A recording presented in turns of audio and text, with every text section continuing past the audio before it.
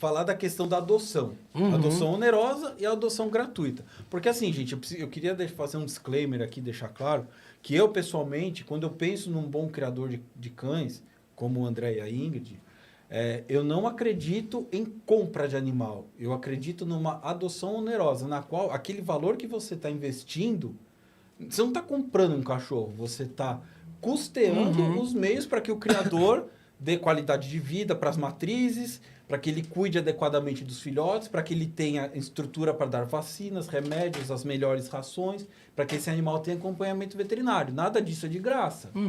Então, quando eu penso no valor que se emprega para você adquirir um cão de raça, você está custeando toda uma infraestrutura que foi criada, por isso que a gente começou com essa questão da infraestrutura, ela foi criada e dedicada para o animal. Então, nada mais justo do que isso ser remunerado. E também existe a adoção gratuita, que eu entendo também que é igualmente importante. O que você pode falar disso para a gente? Eu acho que primeiro a gente tem que entender que, como comunidade, que existe esse problema na nossa sociedade. Existem cães em situação de abandono, né? E isso é culpa do homem, é culpa da nossa sociedade, é uma falha da nossa sociedade, né? Então, primeiro, sou super a favor da adoção. Acho que ninguém vai falar que é contra a adoção, porque a adoção é um ato de amor. Sem dúvida. Né? Dito isto, eu acho que é importante entender a raiz do problema, né? Então, é importante, se você culpa um criador, porque tem muita gente que aí eu acho que é o erro, que culpa o criador, falar não pode ter venda de filhote, não pode ter um criador profissional, isso é errado, porque tem cães para adotar. Aí você coloca a culpa no criador. E, na verdade, tem que se entender realmente qual é o papel do criador. O criador, ele é o responsável, né, por manter essa relação harmoniosa entre o ser humano e o cão. Como? Mantendo a diferença das raças. Tem muita gente que acha que raça está ligado a ser melhor, né? E não é. Raça é um agrupamento de características. Então, você agrupa algumas características físicas, de temperamento, né, de comportamento, e você deixa essa raça bem definidinha para quê? Para que ela consiga encontrar uma família que busque essas características. Então, por exemplo, eu estou precisando de um cachorro. Eu tenho uma determinada característica. Qual? Eu tenho uma empresa e eu preciso de um cão para cuidar da minha empresa. Você tem um criador que ele é especializado em manter uma raça que vai ter esse padrão que vai atender a sua necessidade, né? Olha, eu tenho uma criança. Olha, na minha família tem uma pessoa idosa. Eu não posso pegar qualquer cachorro. Então, é importante saber que existem diversas necessidades humanas.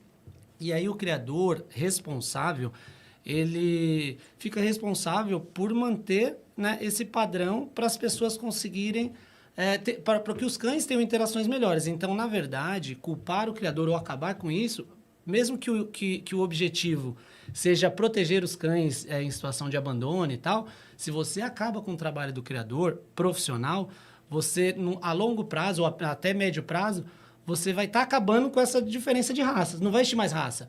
Então, porque não vai existir mais uma cruza planejada, né? Então, quando você for pegar um cachorro, um filhote, você não vai ter a menor noção de como que ele vai ficar. Imagina que um cão, ele é um Pinscher e um cão é um São Bernardo, né? Falando em questão de tamanho. Pensar que um cão é um Golden ou um cão é um Doberman, falando em questão de docilidade ou de agressividade, né? Ou um cão é um Pug ou um cão é um Border Collie, falando em níveis de energia. Então, se você acaba com isso, você acaba com qualquer previsibilidade de como que vai ficar esse cão. Sim, sem dúvida. O que vai acontecer? Vão ter mais conflitos entre a relação do homem e do cão, gerando mais abandono. Né? Então, você colocar a culpa no criador, você prejudica os cães. É importante olhar por essa ótica e por outro lado, falar, não, então, qual é o problema mesmo? Onde que a gente tem que atacar? Aí sim. Aí pegar e falar, olha, tem que ter mais fiscalização, uma legislação mais forte contra abandono, tem que ter, por exemplo, a questão da microchipagem, porque você consegue acompanhar de onde esse cão que foi abandonado, quem foi a família dele. Então, são outras questões, até mesmo para os criadores. Legislação para criador, para ser mais fiscalizado, penalizado, para ter trabalhos melhores. Então, eu acho que tem que existir a adoção, tem que existir porque esse problema já existe, mas só que também tem que se enxergar por uma outra ótica. O criador não é ocupado por isso e existe a necessidade do trabalho do criador. Sem você dúvida. pode ser a favor da adoção, acho que todo mundo é, mas você não pode ser nunca contra o trabalho do criador.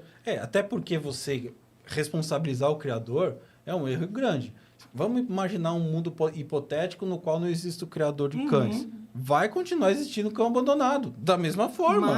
Mas até porque o abandono vai ser maior, por causa da questão do comportamento. Você vai acabar com esses 30 mil anos de evolução desse relacionamento, que Sim. foi planejado e sendo construído devagarzinho há 30 mil anos. Vamos acabar agora com essas coisas de raça e o cão é um só. E vai ter que ser para todos os homens. Qualquer família vai ser aleatório. Isso daí vai virar, né? Vai ser muito pior. Sem dúvida. Né? Porque assim, gente, os cães, eles têm comportamento, as raças diferentes.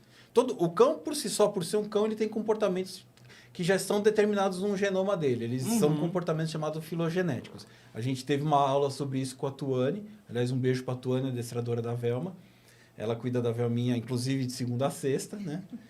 E o que a gente aprendeu com ela, que esses comportamentos filogenéticos que são carregados pelo genoma, eles são primariamente dos cães e, em segunda escala de grandeza, separados pelas suas raças.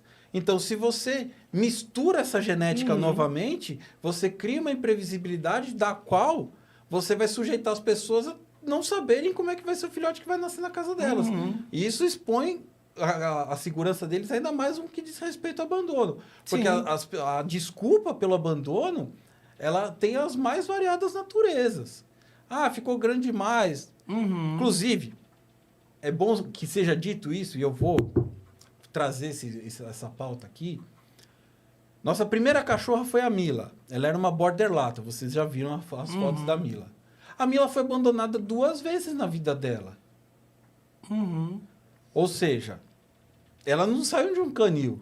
A Mila ela parecia um border collie, mas ela não era 100% border. Ou seja, não foi culpa do criador dela. Alguém lá atrás inventou uma desculpa. Eu vou me mudar para São Paulo para um apartamento, ela não cabe no apartamento. O que eu vou fazer? Eu ponho ela na rua. Vou pôr ela na rua. Aí, por acaso, a Mila encontrou com a gente. E a Mila viveu 10 anos com a gente. Foram maravilhosos. A gente sempre vai se lembrar da Mila nesse programa.